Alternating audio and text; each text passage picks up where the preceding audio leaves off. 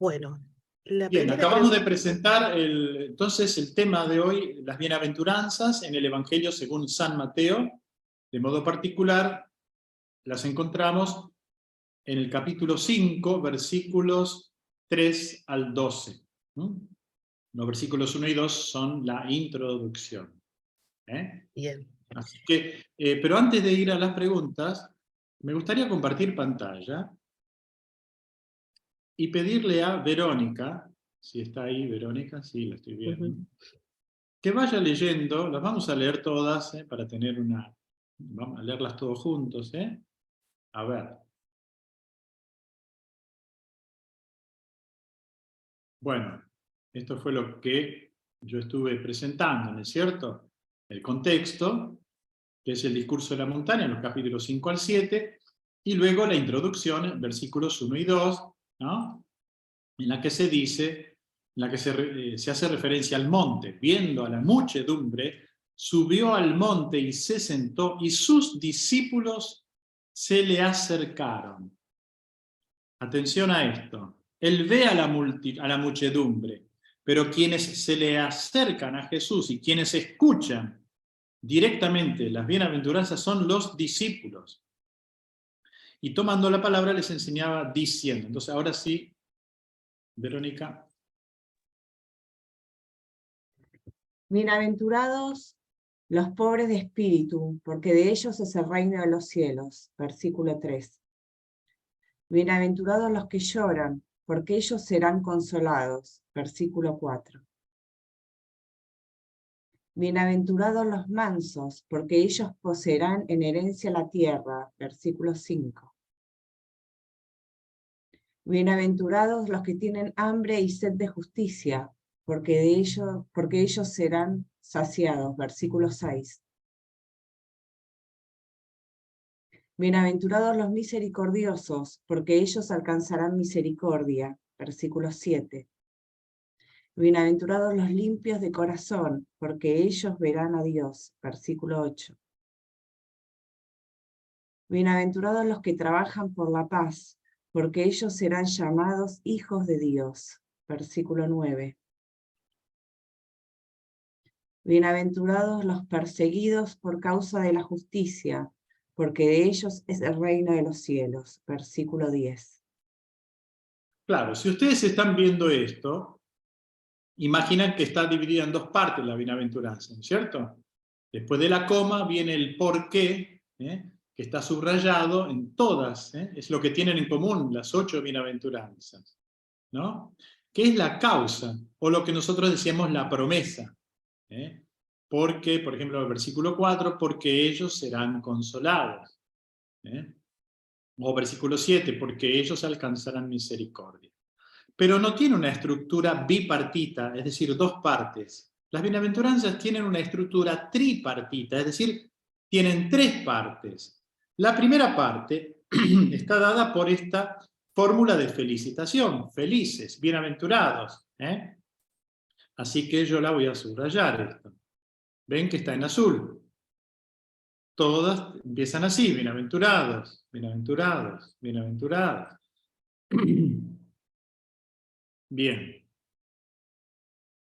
Esa es la primera parte. La proclamación, la declaración, bienaventurados, felices, esta fórmula de felicitación. ¿Cuál es la segunda parte? La segunda parte es la que está en verde, es decir, la condición de las personas, es decir, aquellos a quienes va dirigida la bienaventuranza.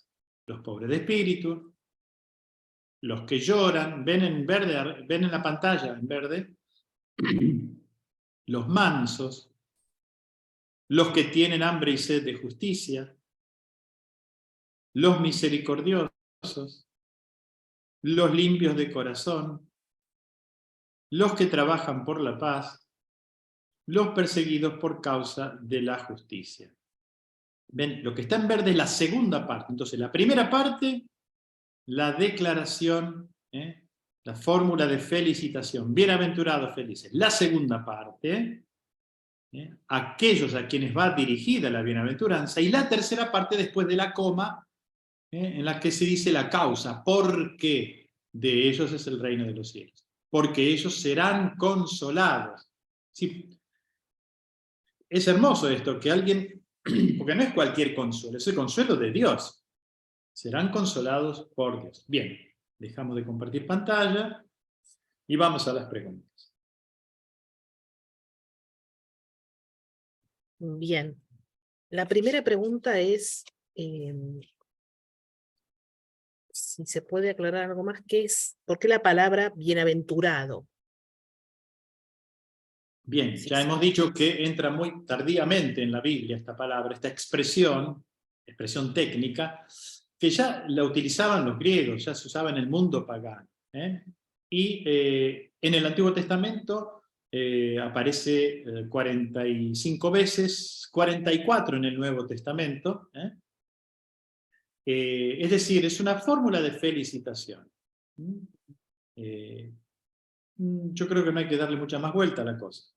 Bien. Es eso, te felicito, me alegro contigo por el don que has recibido, me alegro contigo por esta opción de vida que has hecho, porque en realidad las bienaventuranzas son una propuesta de ser humano, una propuesta de persona, que se opone a la propuesta que el mundo hace, ¿no es cierto? Se puede ser feliz, Jesús quiere que seamos felices. Bien. La segunda pregunta, si estas bienaventuranzas aparecen en los 4 evangelios. No, muy buena la pregunta. En realidad, así ordenadamente, aparecen en Mateo y en Lucas. Después, digamos, de manera salpicada, aparecen por aquí y por allá otras bienaventuranzas. Ustedes recordarán, ¿qué le dice Isabel a María? Bienaventurada tú, María, por haber creído que se cumplirán las cosas que te ha dicho el Señor. ¿Recuerdan? O aquella mujer que pega un grito en medio de... Dice, felices los pechos que te llevaron, el seno que te llevó, los pechos que te amamantaron, ¿no? Se dirigen a María. O de parte de Jesús, feliz el siervo que, ¿no?, que al regresar su amo lo encuentra haciéndolo de esta manera.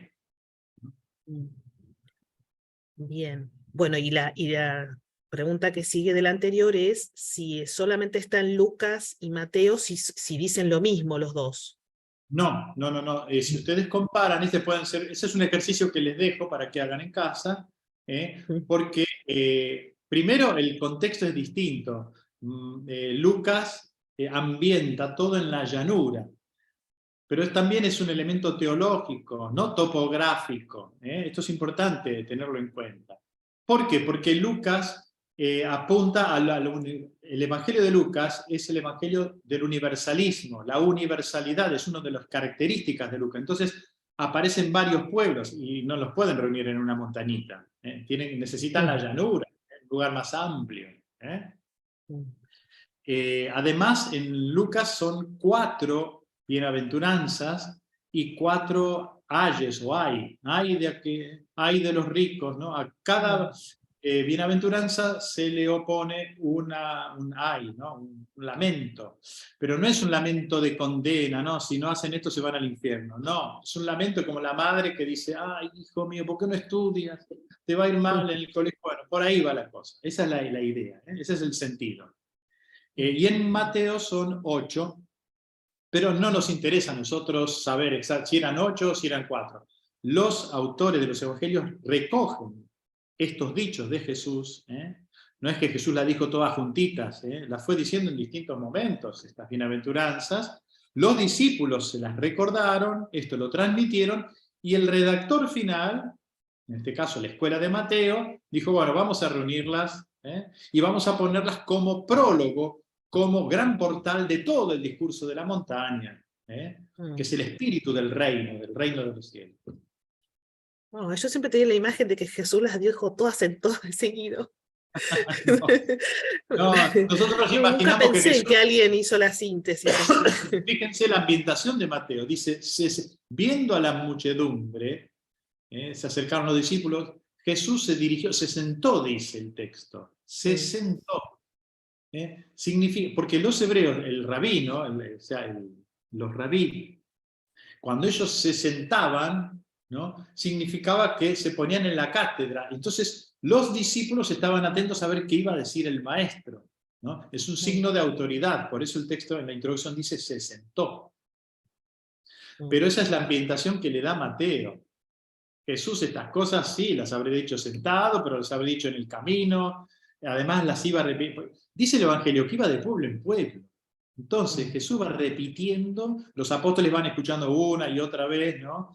Entonces por eso las recordaron. Por eso después de 2000 años tenemos estos textos, porque los recordaron, después los fueron poniendo por escrito y bueno, llegaron hasta nosotros. Bien, bueno, antes de dar la palabra, ahí hay dos manos levantadas, pero bueno, hay muchas preguntas. Claro, hay muchas traducciones diferentes de algunas de las bienaventuranzas, ¿no? Las palabras específicas de Las palabras algunos. específicas, sí, Sí. entiendo. Entonces, bueno, primero hay una pregunta importante que es cómo conciliar, si podés aclarar la conciliación o por qué no se puede conciliar justicia con misericordia. Justicia y misericordia sería el primer elemento de pregunta. Sí, en la concepción humana nosotros no las podemos conciliar. En Dios, sí. Por eso es importante comprender bien qué significa justicia en la Biblia, dikaiosín en griego, sedaká en hebreo, bueno, no recuerdo ahora, creo que es sedaká en hebreo. Dikaiosín. La justicia en la Biblia, en la Sagrada Escritura, es el diseño de Dios. El diseño de Dios. Vamos a un caso concreto, tomemos un caso concreto, ¿no? Que nosotros lo vemos en la crónica diaria, desgraciadamente, ¿no? Cuando se mata a alguna persona, ¿no?, se la lleva, o sea, los familiares piden justicia, ¿no es cierto? Y está bien, piden justicia, lo que piden es que se encuentren a los culpables, que se los condene como corresponde, está. Pero la pregunta que uno se hace, está bien, eso es correcto y hay que hacer todo esto, si no se desmadra como está desmadrada nuestra nación, desgraciadamente en este momento. Ayer yo veía cómo un joven le pegaba al otro 18 tiros. No sé, la han visto seguramente la imagen, es tremenda. Lo baleó, lo fusiló. 18 disparos. El otro venía en la moto, este salió y le entró a disparar. Bueno, para nosotros la justicia, y está bien que así sea, es encontrar al culpable, pero pongámonos en lugar de los familiares. Supongamos que se hace todo correctamente. Encuentran a los culpables, los llevan ante el juez, los condenan y a la cárcel. Yo les pregunto, ¿se hizo totalmente justicia? Justicia humana podríamos decir que sí. Pero esa familia, ¿quién le devuelve a ese familiar muerto? Esa familia, por más que diga, bueno, se hizo justicia, los condenaron, pero el dolor sigue. El dolor sigue. ¿No? Entonces, la verdadera justicia sería como en el caso de María Goretti, aquel que abusó de María Goretti, que terminó en la cárcel, es la conversión, que ese criminal se convierta, que cuando salga de la cárcel no vuelva a delinquir. Esa es la justicia del reino. Dios no quiere la muerte del pecador, dice el Antiguo Testamento, sino que se convierta y que viva. Se acabaría miren, si esta justicia se diera, no tendríamos necesidad de poner alarmas, de usar armas, o sea, mucha gente perdería sus negocios, si se diera la justicia de Dios en el mundo. Es el diseño, esta es la concepción bíblica de la justicia, el diseño de Dios en el mundo, el diseño que Dios tiene reservado para este mundo. Y esa expresión de la misericordia, esta justicia. ¿Se dan cuenta? Entonces sí se puede conciliar justicia con misericordia. No sé si fue claro, si hay alguien que no está de acuerdo con esta explicación, sería bueno que lo dijera, porque es un tema muy delicado y muy actual. Bien. Norberto. Sí, buenos días a todos. Buen día, padre. Yo,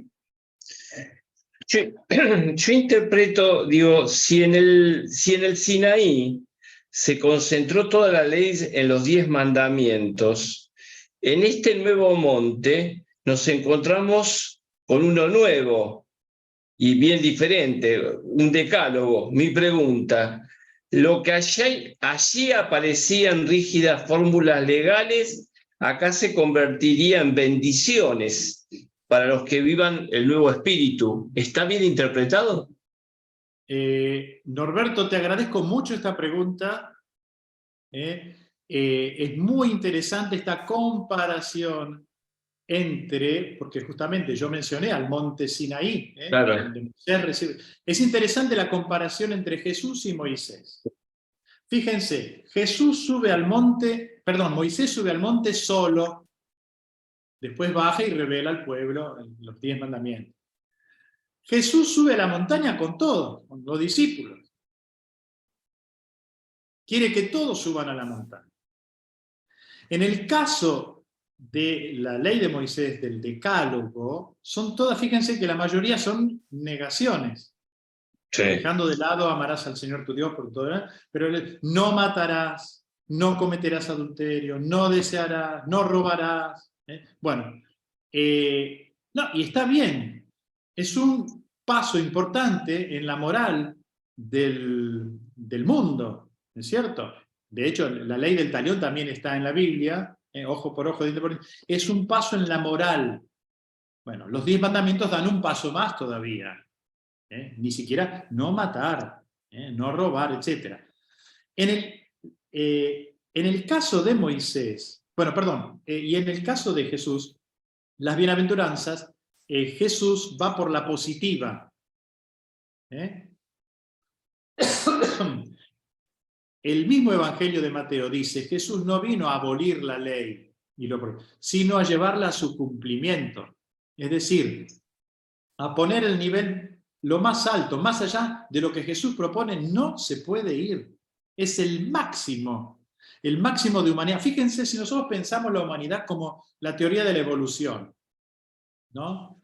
4.000 millones de años atrás, los primeros signos de vida, después, bueno, entre que van apareciendo el Australopithecus y el Homo sapiens, el Sapiens sapiens, ¿no? Bueno, se supone que estamos en el Sapiens sapiens, o sea, en el hombre razonable. Que hemos llegado. Bueno, ¿alcanza este nivel para ser mejores personas?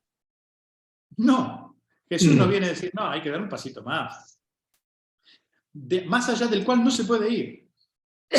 Jesús nos propone el máximo. Bueno, entonces, por un lado eso, confrontando Moisés con Jesús. Algunos dicen que Jesús es el nuevo Moisés. No está del todo acertada esta afirmación. ¿Por qué? Porque en el monte, Moisés sube al monte para recibir de Dios la ley. Jesús sube al monte para dar él la ley, la nueva ley.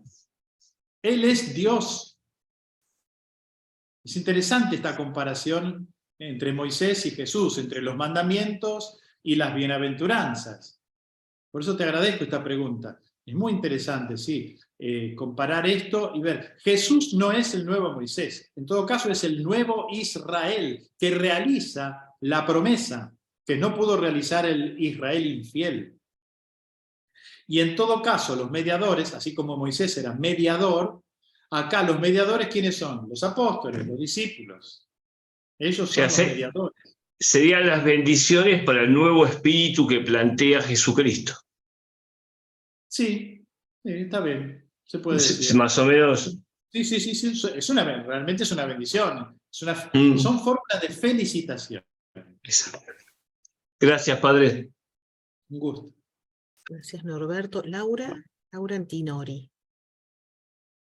Podés abrir tu audio. ¿Qué tal? Buen día. Hola. Mi consulta es la siguiente, sobre la séptima, que dice felices los que trabajan por la paz, y acá lo que dijiste, bueno, que se hablaba de los hacedores de paz, y eran los que creaban las condiciones económicas, sociales, políticas, y culturales para que el común de la gente viviera.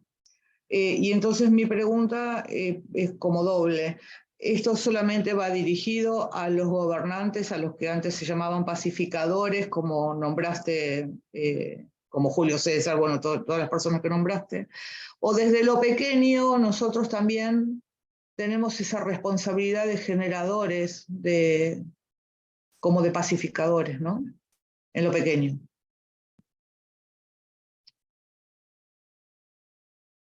Está silenciado, Martín, está silenciado. Sí, bueno, sería interesante, no tenemos tiempo, pero escuchar a todos, a ver qué piensan, cómo le responderían a Laura, ¿no es cierto? Pero bueno, espero poder interpretarlos bien a ustedes. Esto empieza por uno mismo, ni siquiera en la familia. Empieza en el interior, en el corazón de cada uno de nosotros. ¿Por qué? Porque es ahí donde nosotros decidimos si adherimos o no a Jesús. Primer paso.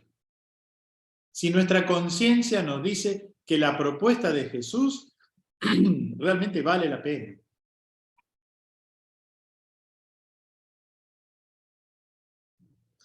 Yo no sé si ustedes recuerdan, imagino que lo habrán leído en estos días, lo habrán escuchado, estamos en tiempo pascual. El Evangelio de Marcos, en el capítulo 16, cuando las mujeres van al sepulcro, el joven que aparece allí, vestido de blanco, le dice, no está aquí, ha resucitado, pasó por aquí, pero ya no está aquí, el sepulcro está vacío. Dice el texto que las mujeres se fueron corriendo y muertas de miedo, temblando y muertas. La pregunta que uno se hace, ¿por qué? El problema que Jesús nos deja es que su propuesta triunfó. Si Jesús resucitó, lo que él propone, y nos tiene que dar miedo porque ahora nos toca a nosotros vivir lo que él vivió. Su propuesta tuvo éxito. Jesús, la propuesta de ser humano que Jesús hizo en su vida, triunfó en virtud de la resurrección. Entonces, si esta propuesta no fracasó, triunfó, significa que nosotros estamos llamados a seguirla. Pero primero tenemos que comprenderla. Por eso estamos haciendo este esfuerzo, estos cursos bíblicos, para comprender lo que Jesús propone. Después cada uno tomará su decisión. ¿Lo sigo o no lo sigo? Entonces, para responder a tu pregunta, empieza por cada uno de nosotros. Luego se aplica inmediatamente al entorno familiar, al vecindario, al lugar de trabajo, se va abriendo, se va ampliando. Pero es importante saber que, y por ejemplo, pensemos en la familia, ¿no? ¿Cómo evitar que en la familia haya guerra, haya violencia? Y hay que construir, la paz hay que construir. ¿Cómo? Empezando por el diálogo, por el respeto. Sí, se habla de los abusos del clero y de los dirigentes dentro de la Iglesia Católica y en otras. Es un escándalo, claro, exactamente. Pero el mayor porcentaje de los abusos, no solo sexuales, sino de poder, abusos de conciencia, se dan en la familia. Los porcentajes son altísimos. Creo que están alrededor del 60%. Después en otras instituciones, clubes, etcétera, colegios, ¿no? Bueno,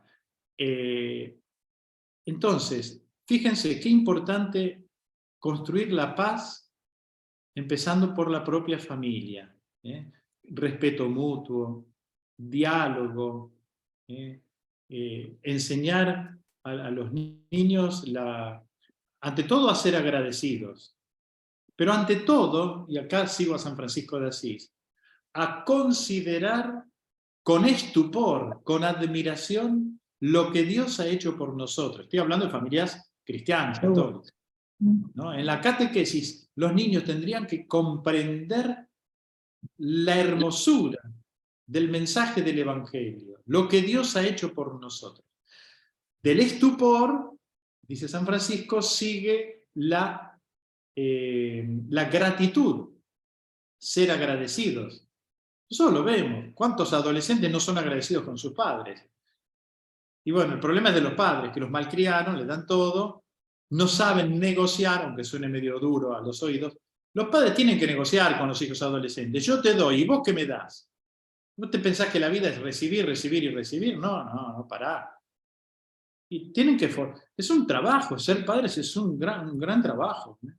Bueno, entonces, estupor, gratitud, y de la gratitud nace la gratuidad, dice San Francisco. Es decir, la donación gratuita de nosotros mismos. Esto se aprende en la familia, es el primer banco de prueba, la familia. Bueno, y después se extiende a toda la sociedad. Creo haber respondido. Sí, gracias. Gracias, Laura. Bueno, acá yendo vos pusiste a San Francisco, entonces ahora llega una pregunta sobre... Después pasamos a Gloria y Horacio, que sí, están ahí. Sí. ¿Qué lugar ocupaban las bienaventuranzas para San Francisco, dado que están las admoniciones, donde él le dedica mucho espacio a las Muy bueno, Débora, bienaventuranzas? esto que estás diciendo. Hay muchos franciscanos seglares escuchando y frailes también, por lo que veo. Sí, las admoniciones de San Francisco son 28, de las cuales, de la número 13 a la número 26, saltamos la 27 y nos vamos a la 28, son bienaventuradas. Bienaventurado el siervo que. Casi todas tienen esto, algunas varían un poquito, bienaventurado el hombre que, pero digamos, San Francisco, fíjense, en un tiempo en que la Iglesia predominaba la escolástica, la enseñanza escolástica, ¿no?, de la teología, San Francisco es bíblico. Porque San Francisco escuchaba el Evangelio, no es que lo tenían como nosotros un libro hoy, pero sí un oyente atento en la liturgia habrá escuchado más de una vez las bienaventuranzas, y entonces se le ocurre, como modo de instrucción a los frailes, este recurso, este estilo literario, bienaventurado el siervo que, ¿no? Y es un modo, es un estilo, un modo de enseñar, un modo de transmitir los valores. Así que, bueno, muchas gracias, Débora, por este recuerdo, ¿no? Bien, bueno, no sé si Gloria y Horacio... Hay más preguntas en el chat, pero sí, vamos a Gloria y Horacio. ¿Cuál de los dos quiere? Tienen que abrir ustedes el audio. ¿Qué tal? Horacio está, buen día para todos. Hola, Horacio. Buen día. Gloria está en un retiro ahí en Ciudadela, chicos de los colegios con Javier. No, mi duda, o sea, no es mi duda, o sea, he llegado, leyendo las bienaventuranzas, siempre me llamó la atención, que dada que la prédica de Jesús siempre fue de que lleguemos al reino de los cielos, él en 2 de las 8 bienaventuranzas, en la primera y en la octava, dice, pertenece a los pobres. A ellos pertenece el reino de los cielos. A ellos les pertenece, o sea, ya ahí dice a quién le pertenece el reino de los cielos, ya identifica a quiénes. A los demás nos manda a conseguirlo, a llegar. Mirá, voy a compartir pantalla, no sé si están viendo. Sí. Excelente, lo que estás diciendo es excelente. Fíjense que la primera y la última hablan porque de ellos es el reino de los cielos, versículo 3, y el último dice, porque de ellos es el reino de los cielos. Digamos que es una inclusión, esto nos está diciendo que son 8, las bienaventuranzas, 8 más 1, como decíamos, y fíjense que está en presente, porque de ellos es el reino de los cielos, mientras que las otras están en un pasivo futuro, serán consolados, serán saciados, verán a Dios, están en futuro. Esa es una primera diferencia entre la primera y la última, y el resto, y las otras 6 bienaventuranzas.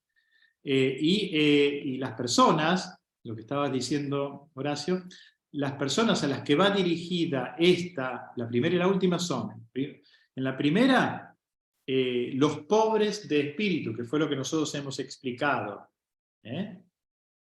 Y en la última, los perseguidos por causa de la justicia. No sé si querías completar tu pregunta, Horacio. No, solamente era, dado lo que vos decías, que las bienaventuranzas no las dijo todas juntas, Sí, también infiero que el Sermón de la Montaña tampoco fue hecho de una sola vez. claro, esto demuestra... Han ido recopilando. Esto demuestra el trabajo redaccional del Exacto. evangelista, la redacción Porque final. yo llego a la conclusión, tal vez equivocada, que toman a la montaña, o sea, como dijo Norberto, siempre como Moisés subió a la montaña a recibir los 10 mandamientos, siempre han tenido la montaña, los montes como la llegada a Dios. Entonces, supongo o pienso que el Sermón de la Montaña es eso, o sea, lo que ha ido diciendo Jesús mientras caminaba, mientras visitaba pueblos y hablaba con la gente, lo recopilan y lo dicen, bueno, subió a la montaña y desde la montaña, desde el lugar que Dios nos dio los mandamientos, Jesús nos dice cómo tenemos que vivir para conseguir el reino de los cielos. Esa es la Sí, yo les conclusión. decía que tanto en Mateo, la montaña, porque en Lucas el discurso es en la llanura, son lugares teológicos más que topográficos. La montaña, ya desde la antigüedad, ¿no? Porque une el cielo y la tierra la montaña, entonces el lugar del encuentro con Dios, ¿no? Entonces, pero el mensaje ¿cuál es? Tenemos que separarnos de la tierra en algún momento, hacer un poquito de silencio en nuestra vida. O sea, la montaña, en este momento, ¿dónde estamos nosotros ahora en este momento? En la montaña. ¿Por qué? Porque nosotros estamos confrontándonos con los criterios de Jesús. Es como que estamos con Jesús. No estamos con la televisión prendida y escuchando los comentarios de uno y otro. En fin, en este momento estamos en la montaña, estamos escuchando la revelación de Dios a través de su palabra, en este caso el capítulo 5 de San Mateo. Y entonces, esta es la montaña para nosotros. Cada vez cuando hacemos un retiro, vamos a la montaña, no topográfica, no. Nos retiramos, dejamos de ser tan terrestres, tan terrícolas, para, y bueno, respirar otro aire, escuchar otros criterios, a ver por dónde puede ir la sabiduría, por dónde puede ir la verdadera felicidad del hombre. Ya lo hemos visto, no es feliz el tipo que es famoso. O sea, no necesariamente la fama coincide con la felicidad. Madre Teresa de Calcuta es famosa y es feliz. Pero hay otros personajes en la historia, y muchos terminaron mal, que son famosos, pero nosotros dudamos de que hayan sido realmente felices, ¿no?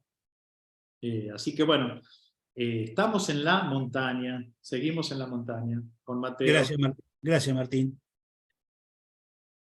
Bueno, justo en relación con esa, quizás si volvés al texto, porque hay una pregunta que Sí. dice, en vez de la tercera parte, ¿no? de cada bienaventuranza, en vez de causa, ¿puede ser consecuencia de cumplir la bienaventuranza? En realidad yo diría causa, porque vos decís, ¿por qué? Es la causa. Yo estoy diciendo, es la causa. Es el motivo por el cual son bienaventurados. Es decir, tomemos la segunda, versículo 4. Bienaventurados los que lloran. No son bienaventurados porque lloran. La causa de la bienaventuranza, de la felicidad, es que serán consolados, y no cualquier consuelito, el consuelo de Dios.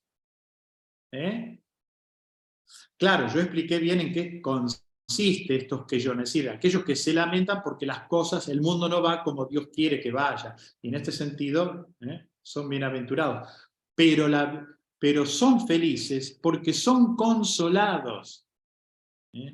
O sea, en el mismo momento en que se lamentan por las cosas que van mal, ¿no? Porque quien no se lamenta de que haya niños que no reciben el alimento necesario, la educación necesaria, quien no se lamenta es que algo le está fallando en la cabeza.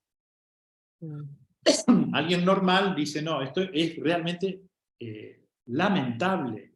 Entonces, al mismo tiempo, estas personas que después se dan, digamos, se ponen a hacer algo, no es que se quedan con los brazos cruzados, en el ejercicio de lo que van realizando, son consolados por Dios.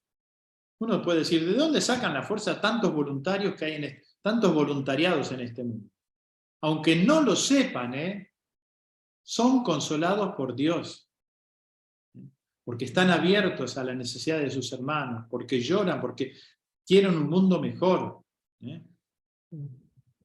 Bien, y ahí no salgas del texto todavía, porque hay alguien que dice que en el versículo 5, donde están los mansos, en su Sí. Biblia dice, en lugar de mansos, desposeídos.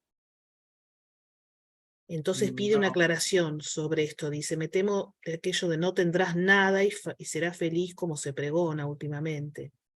Ahí dice desposeídos, Beatriz Funes. No sé si Beatriz Funes quiere abrir A el ver, audio. ¿cómo dice el texto? Léeme toda la bienaventuranza completa.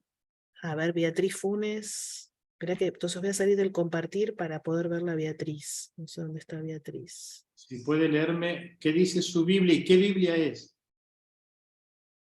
La veo a Tenemos que ir Beatriz. cerrando, porque son... Sí, ya lo sé, ya me di cuenta de la hora, pero bueno, Sí, ahí, igual la gente está toda la gente acá. sí, estamos, No se va nadie todos, todavía. estamos todos atentos. Hoy quizás merece la pena extendernos. Sí, Obviamente, todo si bien. alguno se tiene que ir o se tienen que retirar, no se preocupen. Vale, sí. Pero A no ver. la veo a Beatriz, la que hizo la pregunta. Beatriz Bueno, yo te digo que nosotros seguimos aquí el texto griego, y el texto griego dice los mansos. Alguna traducción puede ser que diga los humildes también, porque, Bien, voy a abrir. porque ellos poseerán en herencia la tierra. Bien. Hola, ¿me Hola. escuchás? Ahora sí, Beatriz, ahí Hola, te veo. no, Sí. no tenía habilitado el micro, perdón. No, acá es la Biblia del pueblo, a ver cómo se llama esta Biblia, de nuestro pueblo, de Luis Alonso, texto de Luis Alonso Sí, de Alonso Shekel. Shekel, sí, Shekel, bien. sí. Y acá dice en el versículo 5, felices los desposeídos, como el tema de la Léela propiedad. completa. Dice, felices los desposeídos, ¿no es cierto? Y ¿Por qué? yo muchas... Pero no, para Porque léeme. heredarán la tierra, porque heredarán la tierra.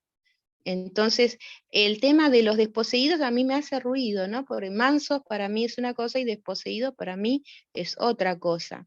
Y me hace ruido esto de no tendrás nada y serán felices, que se dice ahora últimamente el tema de la propiedad, ¿no? La escuela de Frankfurt. A ver, el texto en realidad, yo estoy viendo ahora que dice la Biblia de Jerusalén, dice, dichosos los humildes porque ellos poseerán en herencia la tierra. Y la traducción que yo les propongo allí, la van a ver en pantalla, dice, bienaventurados los mansos, porque ellos poseerán en herencia la tierra. A ver, la tierra está en manos de los potentes y prepotentes de este mundo, en general. Una tentación es la de ejercer violencia para poseer la tierra. No es el camino, esa es la tentación. Y los mansos, en primer lugar, las bienaventuranzas se las pueden aplicar todas a Jesús, el cual dice, aprendan de mí, que soy manso y humilde de corazón.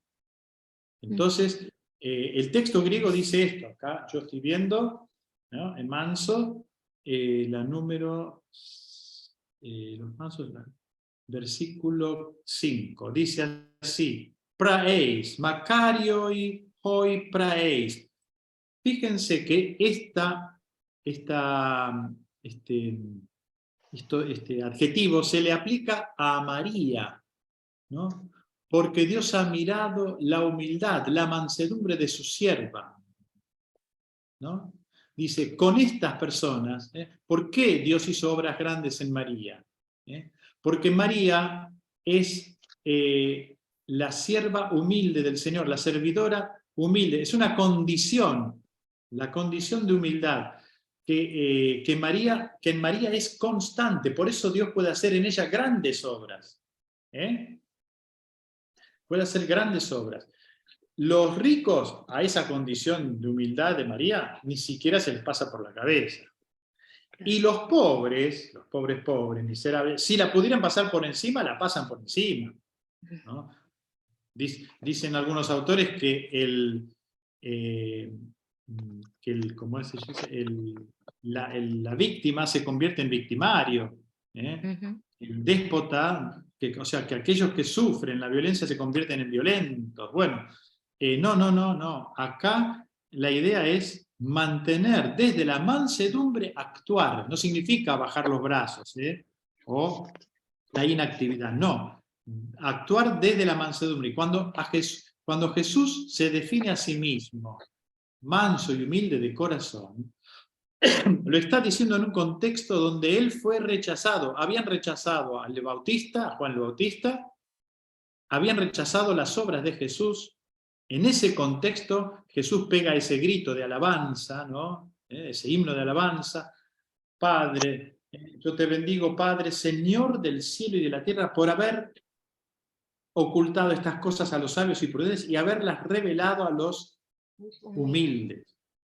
No. Después Jesús dice, vengan a mí los que están agobiados, aprendan de mí, ¿no? Que soy manso y humilde de corazón. Y poseerán la tierra. ¿En qué sentido poseerán la tierra? Dios construirá con ellos una nueva tierra. Ese es el sentido. Claro. Sí, yo soy Carlos, estoy ahí con Beatriz, que es mi esposa, estábamos siguiendo la presentación. Bueno, y yo como conclusión, creo que sacando las interpretaciones como regla, digamos, es que para interpretar las bienaventuranzas tiene que estar signado a la luz del amor de Dios, ¿no? El amor. O sea, todas las bienaventuranzas, para no pifiarle y no meter la pata de cómo interpretarlas, sí, tiene que estar signado por el amor de Dios. O sea, no el amor a mí mismo, o sea, pues si yo me pego sufrimiento, me pego latigazos, no.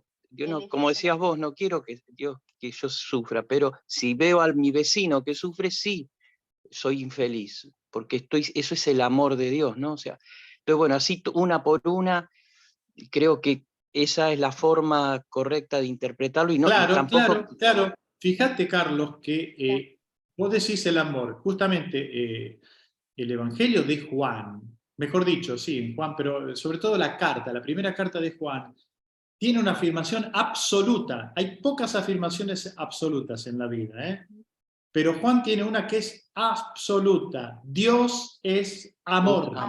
Sí, señor. Es una afirmación absoluta. Indica la naturaleza de Dios. No puede ser de otra manera. Es como si yo te dijera, a ver, tomemos una flor, el jazmín, que tiene un tan rico perfume. Su naturaleza es esa. Delante del jazmín pasarán buenos y malos, pero ella siempre va a dar ese perfume tan rico, ¿no? O como yo les decía, como decía el poeta, la rosa pisoteada por la bota del opresor se venga exhalando su último perfume. Claro. Entonces, la naturaleza de Dios es amor, pero hay que entenderlo bien para no digamos, malinterpretar en qué consiste el amor de Dios, porque también una madre que ama a su hijo le pega un buen coscorrón, para que no meta los dedos en el enchufe. Ay, Martín. ¿No? Ay, bueno. Porque si no se le muere el hijo. Entonces, a veces la vida no es Dios que sale no quiere el sufrimiento nuestro, pero a veces la vida se encarga de acomodar los tantos. A veces algunos sufrimientos nos vienen bien porque son una advertencia para evitar sufrimientos mayores. Clarísimo, sí. Clarísimo. Muy saludable. Gracias, Beatriz. Y acá una aclaración que hace Miriam, me parece interesante que vos hiciste la referencia de que esta partecita de los mansos remite al Salmo 37. Y no sé, el Sí. Salmo 37 creo, Miriam, que es el versículo 11. Ya tienen todos el audio, lo puede abrir cada uno. No sé, Miriam, si dice humildes, por lo menos en la versión que yo tengo acá, no sé la tuya. Buenos días, ¿qué tal? Hola. Cuando Martín explicaba el versículo al que estamos refiriendo, busqué en la Biblia el Salmo 37, y mientras lo iba explicando iba anotando, pero también iba leyendo lo que decía el Salmo, y son un montón de consejos, ¿sí? Que por lo menos Martín, corregime, que va dando el salmista a aquel que se encuentra frente a una situación de injusticia o de lamento, ¿no? Como Sí. refiriéndose a aquella de felices los afligidos, ¿cómo tiene que actuar? Es como tips que te va dando para que Exacto. vos Ahí puedas habla, acceder a ser manso. Y la fíjate que verdad que la Miriam, entendí enseguida, y está bueno esto claro. de que Dios explica su propia palabra, ¿no? Eso es Exacto, la genial. Biblia se interpreta a sí misma, perfecto, es un concepto muy importante a nivel bíblico. Por eso es importante que ustedes lean las notas marginales, porque la Biblia, el comparar un texto con otro me va iluminando. Ahí tenemos, exacto, de hecho el Salmo habla de la ira, ¿no? Reprime tu ira, o sea, es bueno tener esta ira de indignar, más que ira es indignación por las situaciones de injusticia, pero no te dejes llevar por la ira, es decir, no termines en la violencia, está diciendo, ¿no es cierto? Por ahí va la mansedumbre, y por eso se lo entiende, como vos decís, Miriam, mejor. María Gauna está levantando la mano. Ay, sí, hace rato, María, perdón. Abrí tu audio. Sí, no, dos cosas quería decir. Una, en mi Biblia, la primera bienaventuranza, que es el libro del pueblo de Dios, dice: felices los que tienen alma de pobres, porque a ellos les pertenece el reino dice, el reino de los cielos. Y a mí me parece que es bien claro, es más claro cuando dice felices los que tienen alma de pobres, ¿no? Respecto de lo que vos explicabas. Y lo que me llama la atención es esto que dice, no dice de ellos será el reino, sino les pertenece el reino de los cielos. Si bien, bueno, según las traducciones es la interpretación también, pero... Claro, exactamente. María, cada traducción implica una interpretación, tal como estás diciendo vos. Y algunas traducciones nos pueden ayudar a comprender mejor el sentido del texto. Sí, y después la tercera dice, en la mía dice, felices los pacientes, que también me parece que es más claro que los mansos. No sé si te parece. Bueno, Jesús dice, soy manso y humilde, paciente de corazón. Soy paciente. Sí, la paciencia. Es un tema que toca San Francisco. Paciente, ¿no? El siervo de Dios. La paciencia está unida a la mansedumbre y a la misericordia también. Gracias. A mí me parece. Vamos a cerrar. Sí, porque Débora, ya es muy tarde. hemos excedido el tiempo. Seguimos una con aquellos que cosita más quieran te un puedo poquito decir. más. María, sí. Una cosita más te puedo preguntar, porque en la tercera parte de las bienaventuranzas vos decís causa. Entonces yo pregunto, ¿por qué causa y no promesa? Porque cuando vos vas También explicando... promesa. También promesa. Justamente porque está en futuro también, implica una promesa, para el presente y para el futuro. Causa, motivo o promesa. Usen los tres términos para la tercera parte de cada una de las bienaventuranzas. Bien, podemos, con aquellos que quieran, seguimos un rato más, pero nos despedimos de todo el resto para respetar el tiempo. Y danos una bendición y Con así mucho cerramos la gusto. grabación. Ustedes recen un Ave María por el equipo, por este equipo que les está presentando los textos, el curso. El Señor esté con ustedes. Y con tu espíritu. Los bendiga y los proteja les muestre su rostro y tenga misericordia de ustedes, vuelva su rostro hacia ustedes y les conceda la paz y la bendición de Dios Todopoderoso, del Padre y del Hijo y del Espíritu Santo, descienda sobre cada uno de ustedes y sus familiares y vecinos y permanezca para siempre. Amén. Amén. Amén. Amén. Adiós. Gracias. Bueno.